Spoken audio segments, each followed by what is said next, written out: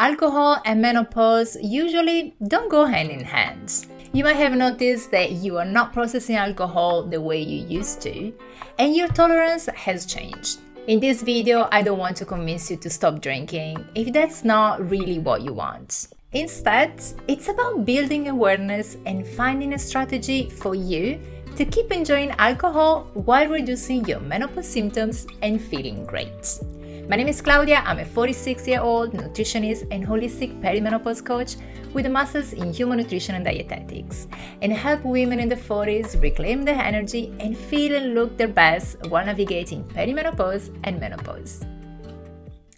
Let's be honest, alcohol doesn't have any positive effect on your health, especially during perimenopause and menopause.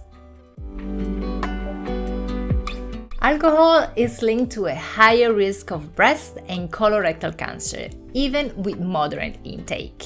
When you consume alcohol, your liver has to work extra hard to process it. This means other functions like flushing out estrogen are put on hold, leading to an increase in bad estrogen and higher risk of breast and uterine cancer. Alcohol can trigger menopausal symptoms like night sweats and hot flashes. Starting in our perimenopause years, our bodies become more insulin resistant, making us more susceptible to glucose spikes that impact our metabolic health. Wanna guess what causes an increase in our blood glucose? Alcohol! A glass of wine at night sounds like a great idea to help you wind down and fall asleep faster, right? This might be true, but once it metabolizes, it can raise your heart rate, cause sweating, and wake you up, disrupting your sleep cycle. As a consequence, the next day you will feel more tired and your appetite, mood, and energy levels will be impacted, creating a vicious cycle.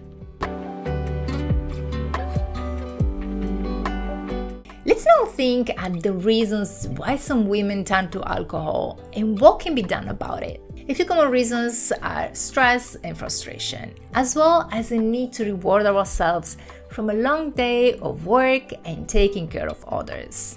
Social pressure can also be a reason. If a woman is not drinking, people usually assume that she's either pregnant, has a religious reason, or has a problem with alcohol. I've never been an alcohol drinker, and I really don't like the taste of wine. As Italian, you can imagine how many times I have been ashamed for that. I understand the pressure that someone can feel to drink so that they can feel a sense of belonging and not to be left out. To be honest, I believe some people feel uncomfortable if you don't drink like they do. But it's important to be aware that that's a problem, not yours. Now, let's take a closer look at your relationship with alcohol. We want to understand both the value and the drawbacks it brings to your life. First, let's create a pros and cons list. On one side, write down all the positives that drinking brings you. This could be social enjoyment, relaxation, or any other benefits you feel. On the other side, list the drawbacks, perhaps the way it affects your sleep, energy levels, or health. Now, on a scale from 1 to 10, rate the importance of each positive aspect. This will help you see how much value alcohol brings to your life and where it fits into your overall well-being.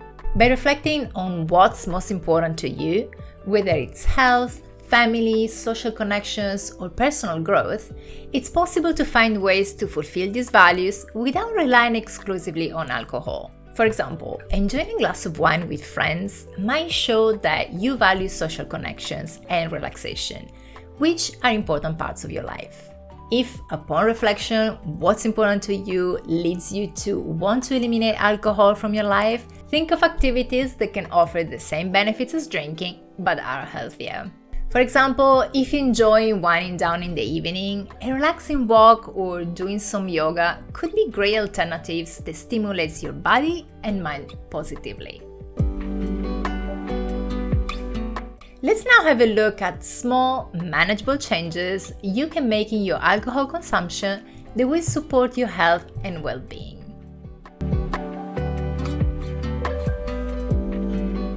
Low alcohol and non-alcoholic versions of popular drinks are becoming more and more available, and they are a great option if you enjoy the ritual.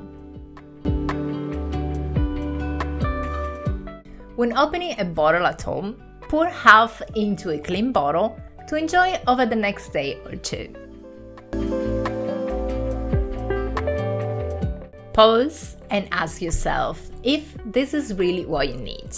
Sometimes a relaxing walk can be more beneficial. If you feel like you're drinking too much, aim first for moderation rather than trying to go cold turkey. Avoid drinking alcohol too close to bedtime. Aim for 3 hours before bed and always together with food.